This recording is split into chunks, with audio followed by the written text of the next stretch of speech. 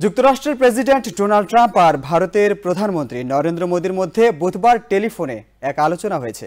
ভারতের পররাষ্ট্র সচিব বিক্রম মিস্ত্রি এক বিবৃতি দিয়ে জানিয়েছেন, ট্রাম্প ও মোদী তাদের আলোচনার সময় ইরান ইসরায়েল চলমান সংঘর্ষ এবং রাশিয়া ইউক্রেন যুদ্ধ নিয়ে কথা বলেছেন। তবে দুই নেতার মধ্যে প্রায় ৩৫ মিনিট আলোচনা হয় মূলত ভারতের অপারেশন সিঁদুর নিয়ে।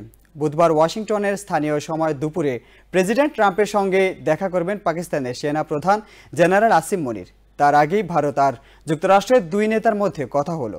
পেহেলগামে ২২ এপ্রিল সন্ত্রাসী হামলার পরে সমবেদনা জানাতে প্রধানমন্ত্রীকে ফোন করেছিলেন প্রেসিডেন্ট ট্রাম্প। সেদিন তিনি সন্ত্রাসবাদের বিরুদ্ধে তার সমর্থনের কথাও জানিয়েছেন। তারপরে দুই নেতার মধ্যে এই প্রথম কথা হলো বলে বিবৃতিতে জানিয়েছেন ভারতের পররাষ্ট্র সচিব মিস্ত্রি। বলেন, প্রধানমন্ত্রী মোদী প্রেসিডেন্ট ট্রাম্পকে স্পষ্ট ভাষায় বলেন, ২২ এপ্রিলের পর সন্ত্রাসবাদের বিরুদ্ধে ব্যবস্থা নেওয়ার ব্যাপারে দৃঢ় সংকল্পের কথা গোটা বিশ্বের কাছে জানিয়েছে ভারত।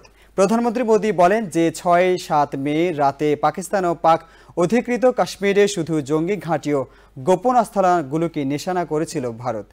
পরিমিত, সুনির্দিষ্ট এবং উত্তেজনা যাতে প্রশমিত না হয় সেরকমই পদক্ষেপ নিয়েছিল ভারত। ভারত এটাও স্পষ্ট করে দিয়েছিল যে পাকিস্তানের পক্ষ থেকে যে কোনো আগ্রাসনের কঠোর জবাব দেয়া হবে।